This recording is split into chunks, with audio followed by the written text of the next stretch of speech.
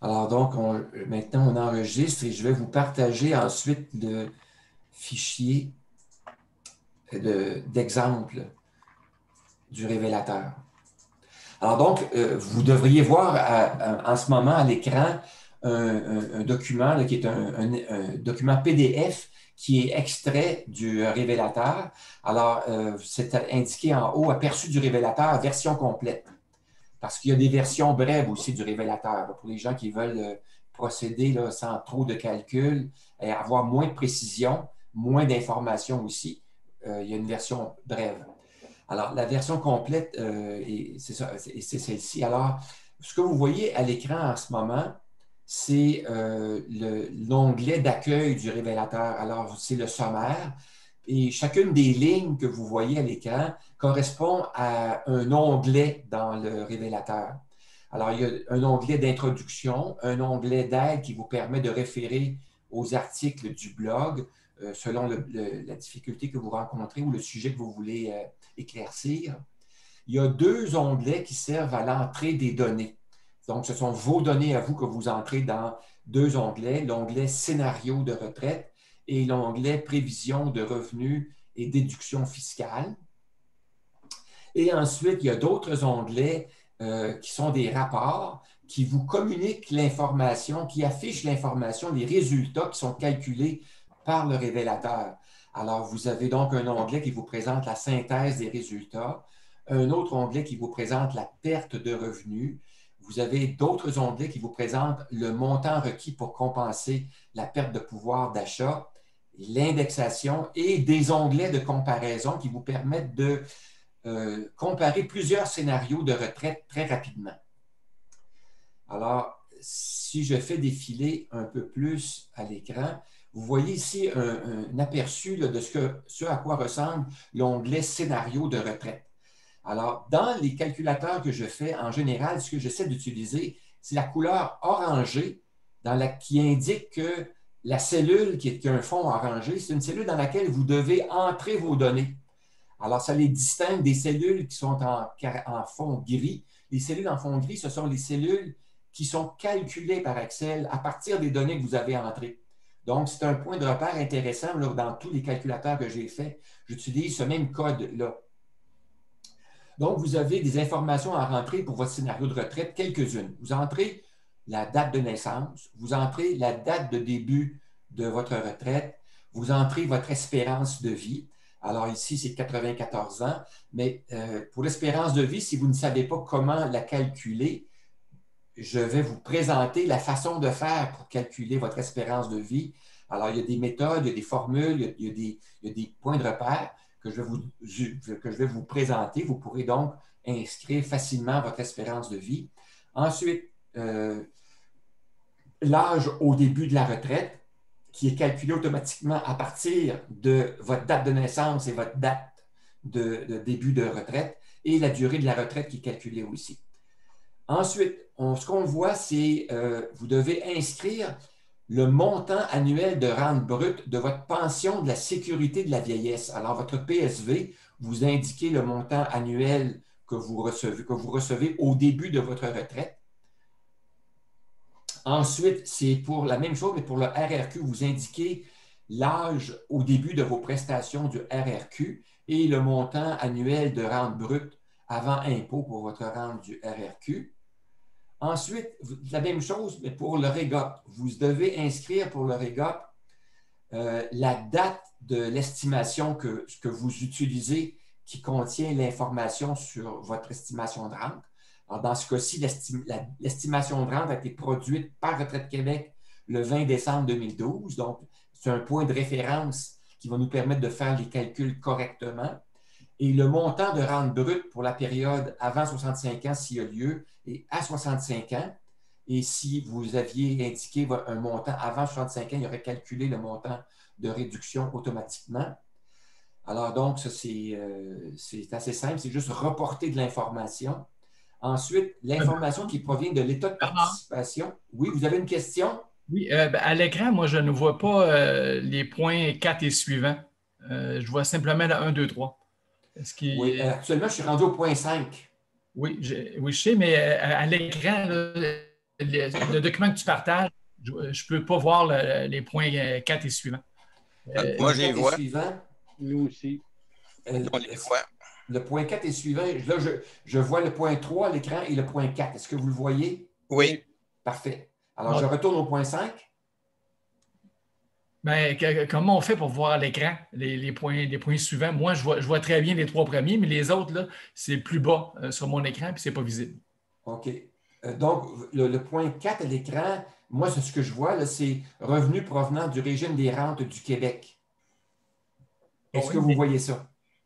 Dans mon cas, non. OK. Bon. Peut-être que son curseur est mal placé. Non, mais Non, ça n'a rien à voir. non, on ne peut pas bouger le curseur. C'est Bernard qui contrôle le curseur. Ouais, C'est ça. ouais. Alors, Mais donc, je si sais vous ne le voyez pas, écoutez, c'est un détail, un point technique. Je ne saurais pas trop comment faire pour vous rattraper là-dessus, mais moi, de mon côté, ce que je dis, c'est que j'essaie de synchroniser ce que je dis avec ce que je présente à l'écran. OK, Alors, ben, donc, je vois que de votre côté, c'est plus difficile. Écoutez, votre prénom, qu'est-ce que c'est? moi, c'est Sylvain, mais Alors, Sylvain, mais ce que vous je vais être pouvez, attentif en audio davantage. oui. Sylvain, après la rencontre, vous pourrez aller dans le document qui s'appelle Sommaire des présentations de l'automne 2020 pour la rencontre d'aujourd'hui, du 7 octobre. Vous pourrez aller voir dans les documents complémentaires, les ressources complémentaires dans l'onglet du 7 octobre. Vous allez voir tous les documents dont je me suis servi. Alors, vous pourrez donc revoir ce document-là, qui est un fichier PDF. Vous pourrez le revoir tranquillement à votre écran après la rencontre sur Zoom. Bon, parfait, merci. Alors, je vais continuer, je vais poursuivre. Donc, pour le point 5, est-ce que vous voyez, Sylvain, là, au point 5, les données provenant de l'estimation de rente émise par Retraite Québec? Attends, un petit peu, je vais revenir. J'étais parti ouvrir l'autre. OK. Oui, bon, alors je vais continuer. Alors, donc, maintenant, je suis rendu au point 6. Le point 6, ce sont les données provenant de l'état de participation émis par Retraite Québec. Alors, c'est ça qui est un petit peu la fameuse formule de calcul complexe dont je vous parlais, là. Alors, pour chacune des 3 périodes de cotisation, vous devez inscrire le nombre d'années de services cotisés au REGOP. Alors, le nombre d'années que vous devez inscrire, c'est dans les cellules orange, en fond orangé. Alors, ce n'est pas compliqué à écrire. Vous écrivez des chiffres. C'est tout. Et ces chiffres-là, vous devez les prendre dans l'estimation de participation qui est émise par Retraite Québec. Cependant, l'estat de participation émis par Retraite Québec ne vous fournit pas ces chiffres-là tels quels. Il faut vous fournir ces informations-là année par année. Alors, exemple, pour la deuxième période de cotisation, ici, on voit que la personne a cotisé 17,5 années. Alors, dans son état de participation, ces 17 années et demie-là sont réparties sur 18 lignes. Parce que Retraite Québec nous donne l'information une ligne égale une année. Alors, vous devrez donc additionner les lignes. Alors, les années de cotisation de la deuxième période, vous devrez les calculer donc du 1er juillet 1982 au 31 décembre 1999. Vous calculez les années de cotisation qui sont inscrites sur votre état de participation et ça va être inscrit sur 18 lignes, une année par ligne ou une ligne par année. Alors, vous faites la somme et vous inscrivez le montant, tout simplement. La même chose pour la troisième période de cotisation qui est du 1er janvier, à partir du 1er janvier 2000.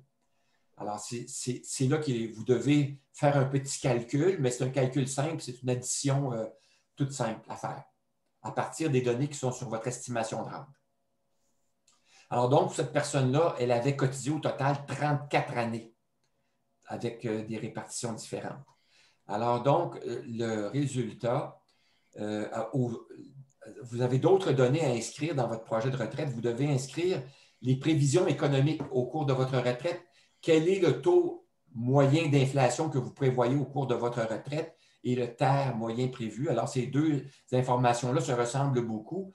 Si vous ne savez pas comment faire pour indiquer le pourcentage prévu, je vais vous présenter la façon de faire pour vous choisir un taux d'inflation et un TER prévu au cours de la retraite. Ne soyez pas inquiets pour ça. Ensuite, au point numéro 8, ce sont les prévisions de rendement moyen pour les placements. Pourquoi ça? Parce que, comme je vous disais, avec le révélateur, vous pouvez calculer quel est le montant requis d'épargne, le montant d'épargne requis au début de la retraite que vous devez avoir dans vos comptes pour pouvoir compenser pour la perte de pouvoir d'achat. Donc, il faut que vous soyez capable de calculer le rendement de vos placements.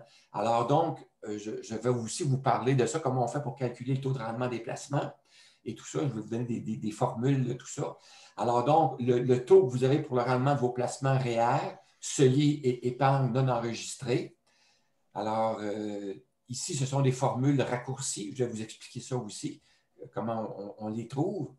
Ensuite, l'autre élément que vous devez inscrire, c'est la répartition du montant servant à compenser la perte de pouvoir d'achat. Alors, si on simule avec le révélateur qu'on a une perte de pouvoir d'achat, mettons, de 100 000 bien, ce 100 000 $-là, on va le prendre où? On va le prendre dans notre REER, mais à combien de pourcents dans le REER? On va le prendre dans le CELI aussi, mais à combien de pourcents?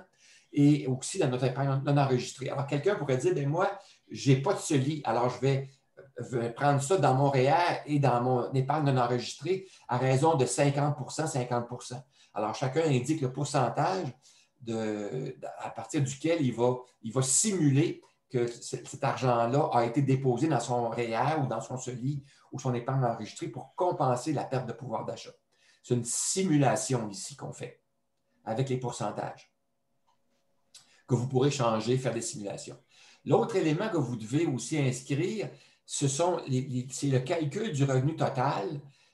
Et ça, cet onglet-là ressemble un peu à une formule de déclaration d'impôt. Alors, vous avez à gauche les lignes qui sont des lignes, les formulations qui sont utilisées dans les déclarations d'impôt. Exemple, la première ligne, c'est le revenu d'emploi, case totale de tous les feuillets T4. Alors, vous voyez que ça ressemble beaucoup à une déclaration d'impôt et on vous indique à quelle ligne de la déclaration d'impôt ça correspond et vous indiquez le montant simplement. Alors, vous indiquez le montant pour chacun des revenus en vous référant à votre déclaration d'impôt. Alors, on reporte simplement l'information, ce n'est pas trop compliqué. Ensuite, l'onglet suivant, ce sont les déductions fiscales. Alors, c'est la même chose. On reprend des lignes d'information qui proviennent de la déclaration d'impôt et si vous avez un montant qui est inscrit, bien, vous indiquez le montant. Tout simplement, s'il n'y en a pas, vous le laissez vierge. C'est tout. Alors, vous calculez le revenu imposable, ça se calcule automatiquement. Ensuite, c'est l'affichage des résultats. Alors, quels sont les résultats que le révélateur vous offre une fois que vous avez rentré vos données? Il va vous présenter un graphique qui présente la comparaison de la rente annuelle selon la méthode d'indexation du REGOP versus la pleine indexation au coût de la vie. Alors, vous avez les deux séries de bâtonnets, les bâtonnets rouges et orange. Les bâtonnets rouges correspondent à la rente indexée du REGOP. Alors, vous voyez qu'à 65 ans jusqu'à l'âge de 94 ans, ici, alors vous voyez que l'indexation, la courbe d'augmentation est très peu élevée comparée au bâtonnet vert qui exprime la rente pleinement indexée au coût de la vie. Alors là, vous voyez que l'indexation à 2 calculée à 2 ça fait une bonne différence au bout de la ligne. Là. Vous avez ensuite un sommaire des résultats après 30 ans de retraite. Alors, on vous indique que la perte de pouvoir d'achat découlant de l'indexation partielle du REGOP s'élève à 129 857 $. Le montant d'épargne requis au début de la retraite pour compenser cette perte s'élève à 73 105 $. Et l'indexation du REGOP représente 23 de la pleine indexation. Alors, ces mêmes données-là sont reportées dans un tableau ici. Là, la perte d'achat, ce sont les statistiques cumulatives sur 30 ans. Alors, vous avez le total des revenus de rente pour la rente indexée au REGOP, c'est 793 000 $, comparé à la rente pleinement indexée au coût de la vie, 993 000 $. Donc, une perte de revenus bruts de près de 200 000 $ et les revenus nets, une perte de 129 000, près de 130 000 $. Alors, vous avez les pourcentages qui sont exprimés ici. Ensuite, les montants requis au début de la retraite pour compenser cette perte de pouvoir d'achat-là. Alors, selon le type de compte d'épargne que vous avez choisi et la répartition avec que vous avez choisi, alors dans ce cas-ci, la personne a dit, bien moi, cette perte de pouvoir d'achat-là, je vais simuler que je vais la prendre à 34 dans mon épargne non enregistrée, à 33 dans mon REER et à 33 dans mon CELI. Donc, le montant total de la perte de pouvoir d'achat qui était de 129 857 est réparti selon le pourcentage que j'ai déterminé d'où je prendrais cet argent-là. Alors donc, et ça nous indique le montant de compensation requis.